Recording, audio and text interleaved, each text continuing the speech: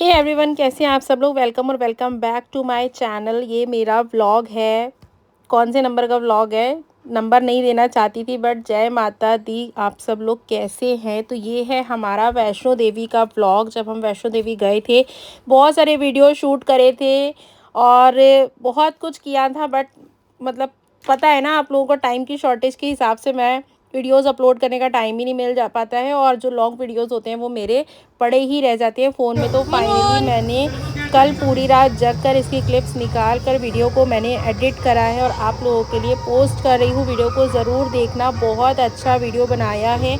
और हो सके तो वीडियो को लाइक करना, शेयर करना और चैनल को सब्सक्राइब किए बगैर बिल्कुल मत जाना। साथ ही साथ बेल आइकन भी प्रेस कर देना। तो चलिए बढ़ते हैं वीडियो में आगे। तो हमने वीडियो जो स्टार्ट किया इस बार, जो हमने वैष्णो देवी की यात्रा स्टार्ट करी वो हमने करी थी नए वाले ताराकोट मार्ग से। और ये जितने भी व्यूज़ हैं, ये सारे व्यूज़ आप लोगों को ताराकोट मार्ग में मिल जाएंगे। बहुत अच्छा इन्होंने बनाया है, जो नया वाला मार्ग इन्होंने बनाया है। ट्रैफिक नहीं है, थोड़ी बहुत गाड़ियाँ चलती हैं जो सामान ले जाती हैं भवन तक, तो वो इतना डिस्टर्ब नहीं करती हैं। शॉप्स नहीं हैं, बहुत लिमिटेड शॉप्स हैं। तो हम लोग लगभग आधा रास्ता पहुंच गए हैं और बेटू यहाँ पर मस्त है, खेल रही है बिल्कुल।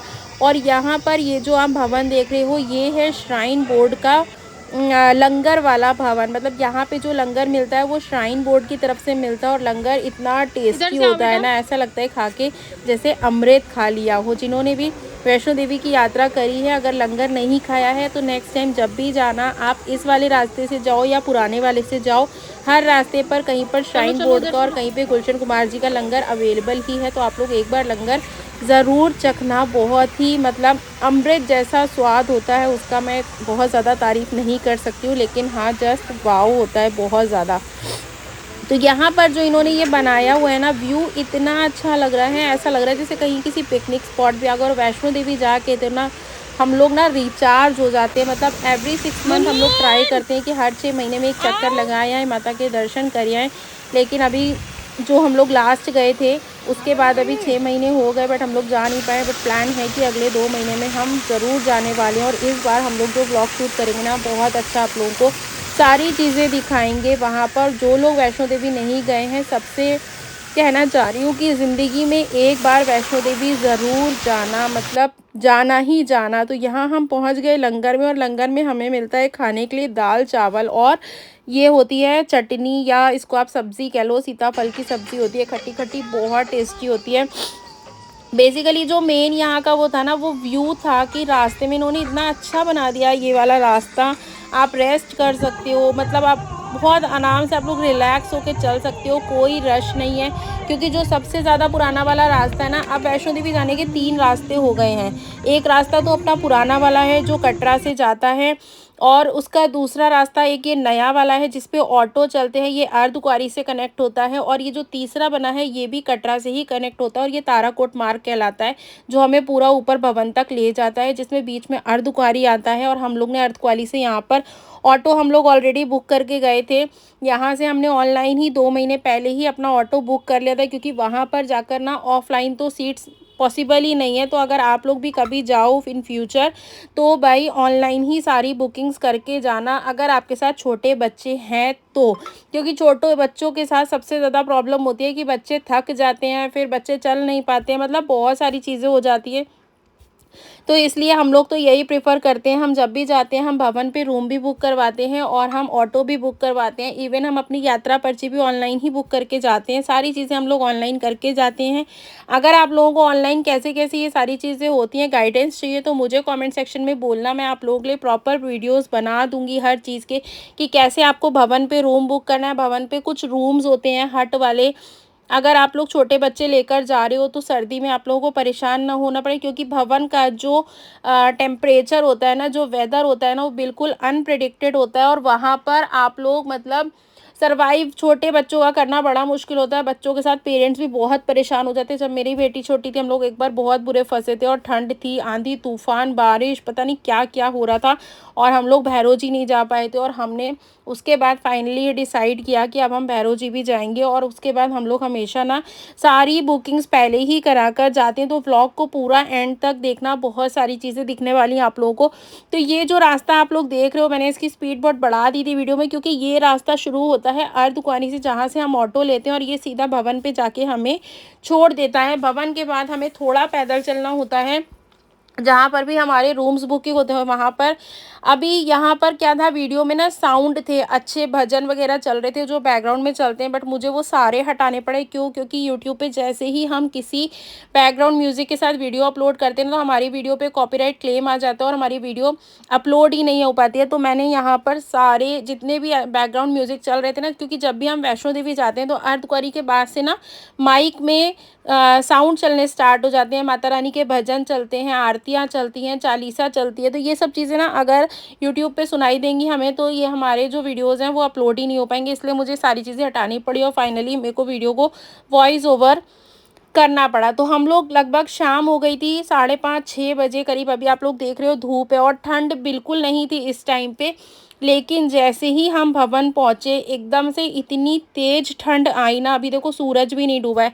और ये जो ऑटोज़ होते हैं ना, ये बुज़ुर्गों के लिए, बच्चों के लिए बेस्ट होते हैं, क्योंकि ये आपको अर्धकुंवारी से भवन तक मैक्सिमम 30 to 35 मिनट्स में आपको भवन छोड़ देंगे। तो अगर आप बड़े लोगों के साथ जा रहे हो, मम्मी पापा दादा दादी के साथ जा रहे हो, तो ऑटो ज़रूर बुक करवा के जाना, जिसको हमें 2 महीने पहले ही बुकिंग करनी होती है। कैसे बुकिंग करनी है अगर आपको नहीं पता है तो आप लोग मुझे कॉमेंट करो, मैं आप लोगों को सारी गाइडेंस दे दूँगी, क्योंकि हम लोग 6-7 साल से ऐसे ही जा रहे हैं। मेरी बेटी जब 6 महीने की थी हमने तब से जाना शुरू करा। हम लोग एवरी 6 मंथ वैष्णो देवी जाते ही जाते हैं और अभी भी बहुत जल्दी हम लोग जाने वाले हैं। तो इस बार जाएंगे ना तो आप लोगों को पूरा लाइव अपडेट मैं देना चाहूँगी। और सबसे ये कहना चाहूँगी कि अगर आप लोग वैष्णो देवी नहीं गए हो तो भाई ज़िंदगी में एक बार ज़रूर चले जाओ। ज़रूरी नहीं है हर 6 महीने में जाओ, हर साल जाओ, नहीं, ज़िंदगी में एक बार ज़रूर जाओ, क्योंकि वहाँ जाकर माता रानी के दर्शन करके जो सुकून, जो शांति मिलती है ना, उसको तो मैं एक्सप्लेन भी नहीं कर सकती हूँ। तो हम लोग फाइनली यहाँ पर भवन पहुँच गए हैं और रूम हमारा ऑलरेडी भवन पे ऊपर बुक है। तो यहाँ हम क्या करेंगे, सबसे पहले हम भवन पे जैसे ही हमें ये ऑटो वाले उतारेंगे, भैया वीडियो बहुत ज़्यादा लंबी हो गई यहाँ पर, तो जैसे ही हमें ये ऑटो वाले भैया उतार देंगे, हम क्या करेंगे, अपना सामान लेंगे और सामान लेकर के हम चलेंगे ऊपर, जहाँ पर हमारा रूम ऑलरेडी बुकड है। तो रूम की बुकिंग के लिए अगर गाइडेंस चाहिए तो कमेंट कर देना, मैं एक प्रॉपर वीडियो बना दूंगी आप लोगों को, कौन सी वेबसाइट से कैसे करना होता है, कब करना होता है। क्योंकि ये जो रूम बुक्स होते हैं ना, ये 60 डेज़ पहले होते हैं। अगर आज 15 मई है तो ये 15 अगस्त का आपको रूम वहाँ पर मिलेगा। और इसका एक सेट टाइमिंग भी होता है कि आपको कितने बजे अपने कंप्यूटर को लेकर बैठकर बुकिंग करनी है। क्योंकि अगर आप करोगे ना किसी भी समय, तो ऐसा नहीं है कि आपको, क्योंकि वहाँ पर ना 5-7 ही रूम होते हैं, ज़्यादा नहीं होते हैं। और रूम्स भी इतने बड़े बड़े होते हैं ना कि एक रूम में 20 से 25 लोग आराम से स्टे कर सकते हैं। क्योंकि हमें सिर्फ वहाँ पे रात गुजारनी होती है।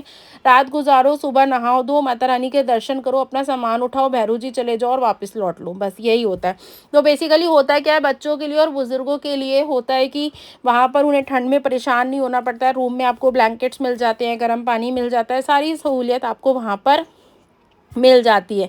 तो यहाँ पर हम लोग ऑलमोस्ट पहुँच ही गए हैं भवन। बस अभी 1 मिनट में हम वहाँ पर ऑटो वाले भैया रोक देंगे और हम उतर जाएंगे। तो जैसे ही हम उतरेंगे ना, हमें इतनी ज़ोर से ठंड लगने लगी थी कि बेटू ने तो तुरंत बोला कि मम्मा स्वेटर जैकेट कुछ दे दो, मुझे बहुत ठंड लग रही है।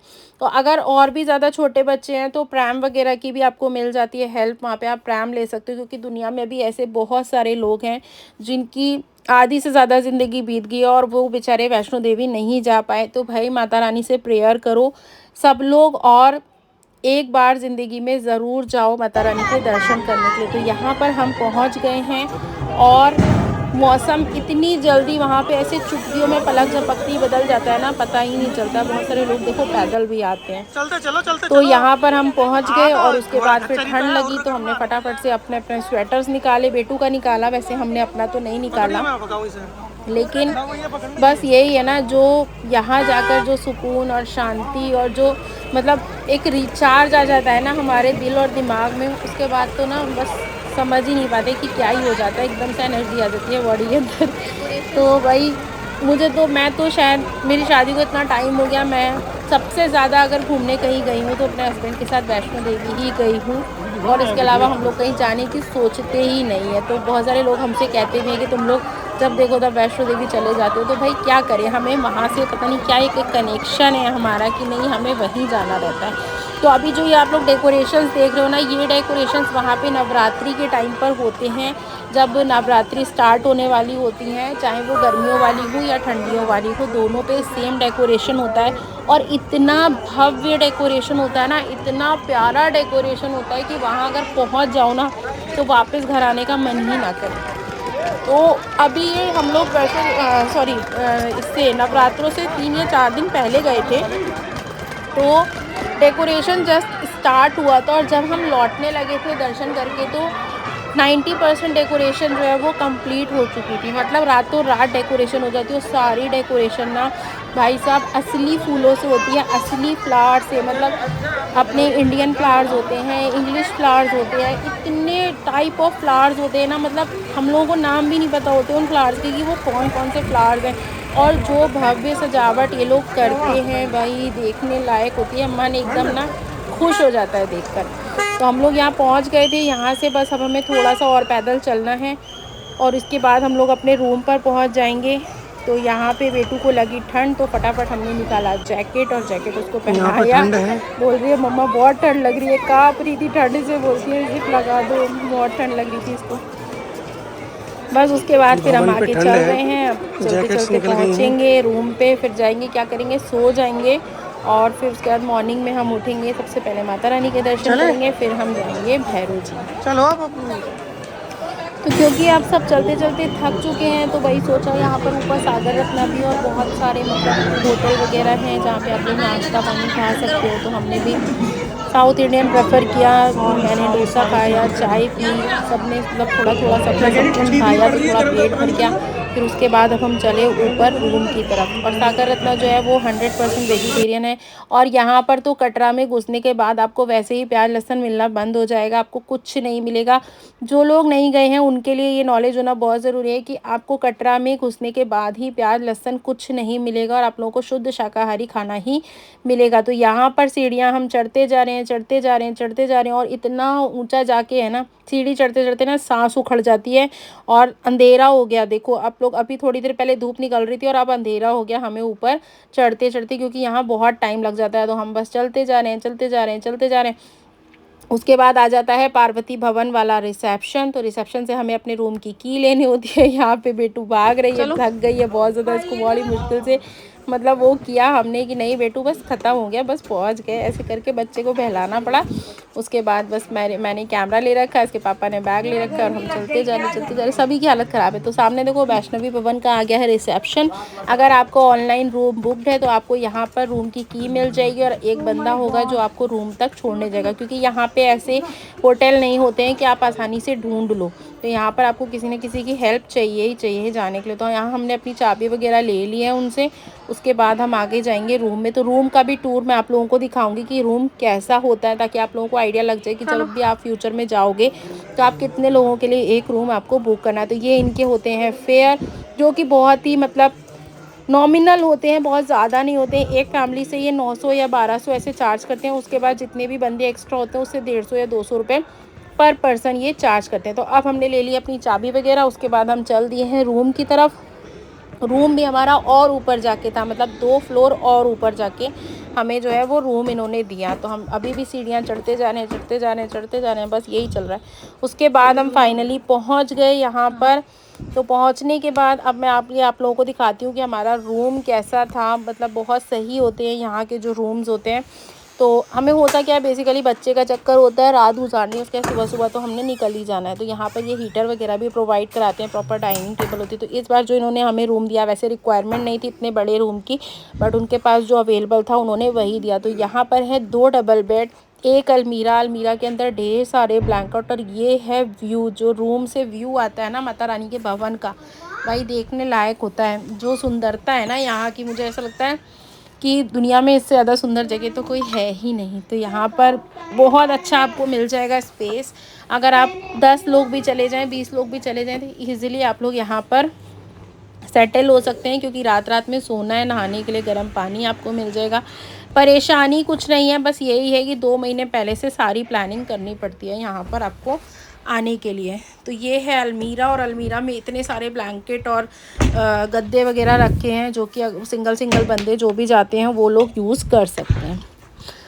तो बस अब हम यहाँ पहुँच गए हैं, फाइनली दर्शन करेंगे। अब होता क्या है कि वहाँ पर हम जो कैमरे की रिकॉर्डिंग करते हैं ना, वो बाहर बाहर की कर सकते हैं, क्योंकि अंदर मंदिर में तो अलाउड ही नहीं है। वहाँ तो कुछ भी नहीं ले जा सकते हैं सिवाय पैसों के। तो प्रसाद में भी नारियल नहीं ले जाने देते, नारियल वो बाहर ही निकलवा ले। और ये जो मूर्तियाँ आप देख रहे हो ना, ये नवरात्रि के पूरे डेकोरेशन किए हैं, फ्लावर्स देखो। अगले दिन मॉर्निंग का है ये वीडियो, और मॉर्निंग में हमने माता रानी के दर्शन कर लिए हैं। उसके बाद हमने कैमरा निकाला तो ये व्यू हमें देखने को मिला। मतलब रात रात में कितना कुछ बदल गया। कल ये सब डेकोरेशन नहीं था, आज कितना कुछ यहाँ पर चेंज हो गया। देखो कितनी सुंदर यहाँ पर ये लोग डेकोरेशन कर रहे हैं। तो आप लोग भी ट्राई करो, अगर आप लोग जाना चाह रहे हो ना तो नवरात्रि में जाओ। इतना सुंदर दृश्य मिलेगा ना देखने के लिए कि मन एकदम खुश हो जाएगा, तृप्त हो जाता है मन यहाँ पर जाकर। ऐसी यहाँ की सजावट और यहाँ का सुकून होता है। कितनी मर्जी ठंड हो, कितना कुछ हो, सब चीज़ें हम लोग भूल जाते हैं। तो ये अगले दिन मॉर्निंग में हमें दर्शन हो गए। अब हम जाएंगे फाइनली भैरव जी। तो भैरव जी जो हम जाएंगे वो हम जाएंगे रोप वे से। तो रोप वे में जाने के लिए भी बहुत लंबी लाइन लगानी पड़ती है। 100 रुपीज़ पर पर्सन का टिकट होता है, जिसमें 2 घंटे का टाइम आपको मिलता है कि आप भैरव जी जाइए और जाकर आराम से वहाँ बैठ के चाय वाय पी के 2 घंटे के अंदर आप लोग वापस आ जाओ। और सुबह के बज रहे हैं 10 साढ़े 10 और बादल देख रहे हो कितना ज़बरदस्त व्यू है। ये हम पहुँच गए हैं भैरव जी। ये ऊपर का व्यू है छत का, और नीचे देखो ये भवन दिख रहा है, क्या ज़बरदस्त है ना। कितनी भीड़ भाई साहब, इतनी भीड़। बेटू तो खो गई थी ये खोई नहीं थी एक्चुअली, ये मुझे हाथ छुड़ा के पापा के पास भाग गई और मैं इसको ढूंढ रही हूँ कहाँ गई। तो देखा पीछे पापा के साथ खड़ी फोटोग्राफी करवा रही थी। तो यहाँ पर ये आसमान ऐसा लग रहा है बिल्कुल हमारी गोदी में आके बैठ जाने वाला, और इतने सुंदर बादल, इतना अच्छा व्यू। तो चलो, वीडियो अच्छा लगे तो लाइक शेयर सब्सक्राइब करना। ऐसे और अच्छे वीडियोस मैं आप लोगों के लिए लाती रहूँगी। और भी बहुत सारे मेरे पास वेकेशंस के वीडियो पड़े हैं जिनके मैं ब्लॉग्स बना करके आप लोगों को पूरा दिखाऊंगी। और वैष्णो देवी से रिलेटेड अगर आप लोगों को कोई क्वेरी हो तो आप लोग मुझे कमेंट सेक्शन में ड्रॉप कर देना, मैं आप लोगों को रिप्लाई कर दूँगी। साथ ही साथ अगर आप लोगों को चाहिए कि आपको बुकिंग कैसे करनी है, आप पहली बार जा रहे हो, तो उसके भी मैं कंप्लीट वीडियोज़ बना दूँगी, जिससे आप लोगों को पूरा गाइडेंस मिल जाएगा कि आपको कैसे बुकिंग करनी है, कहाँ करनी है और कब करनी है, सारी चीज़ें। तो बस यहाँ हमारे हो गए हैं दर्शन पूरे। और ये भैरव जी की छत का व्यू है। यहाँ पे धूप भी बहुत होती है, ठंड भी बहुत होती है। बंदर तो इतने होते हैं ना भाई साहब, पूछो मत कितने बंदर है। व्यू देख रहे हो आप लोग कितना सुंदर है। और अब हमें लौटते लौटते यहाँ से रात हो जाएगी। वापस हम रोपवे से जाएंगे, फिर हम अर्धकुंवारी तक ऑटो से जाएंगे, और फिर अर्धकुंवारी के बाद हम पैदल नीचे जाएंगे भवन कटरा तक, जहाँ पे हमारा होटल बुकड है। तो यहाँ से हम अब निकलेंगे। आ गए, देखो शाम हो गई है, अब हम ऑलमोस्ट नीचे आ चुके हैं, और हम वापस वहीं आ गए हैं उसी जगह पे जहाँ हमने ये खाया था, लंगर खाया था। तो रात हो चुकी है, 7 साढ़े 7 के आसपास हो चुका है। तो पूरा अंधेरा हो चुका है बिल्कुल, और पब्लिक इस वाले रास्ते पे ना बहुत कम होती है। और ये है रात का कटरा का व्यू। मैंने वीडियो रिकॉर्ड किया था, फ़ोटोज़ भी क्लिक करे थे, क्या व्यू आ रहा था ना, सुकून इतना है। और मतलब जो रात वाले कीड़े मकोड़े होते हैं ना, झिंगूर वगैरह, उनकी आवाज़ें इतनी सन सन सन सन सन सन, मतलब डर भी लग रहा था। अकेले इस रास्ते पे पब्लिक नहीं थी, हम लोग अकेले थे, और भी 2-4 फैमिलीज़ थी। तो फाइनली अब हम लौट आए हैं नीचे, और ये है हमारा अगले दिन मॉर्निंग का। अब हमें निकलना है, तो हमने फटाफट सुबह से ब्रेकफास्ट वगैरह किया, और उसके बाद हमारी ट्रेन थी और हम निकल गए। तो चलिए मिलेंगे नेक्स्ट वीडियो में। वापस हमने सागर रत्ना में ही खाया। यहाँ हम आ गए हैं स्टेशन पे, और स्टेशन पे हमने बुक करी थी वंदे भारत, जो कि दोपहर के 3 बजे की थी, और हमें रात को 11 बजे दिल्ली छोड़ देगी। तो वंदे भारत ट्रेन की जो स्पीड थी ना, जो मतलब बता नहीं सकती मैं आप लोगों को, कितना गज़ब का था सारी चीज़ें। अंदर हमें ट्रेन में स्नैक्स भी मिले। तो हमें ट्रेन में बैठे हुए अभी आधा घंटा भी नहीं हुआ था। जैसे ही हमारी ट्रेन स्टार्ट हुई, सबसे पहले तो हमें स्नैक्स मिल गए, इवनिंग स्नैक्स, जिसमें थी चाय, कॉफ़ी और जूस भी था, सैंडविच भी था। मतलब इतना था कि एक बंदे का पेट आराम से भर जाए। साथ में कुछ ये पॉपकॉर्न वगैरह भी थे।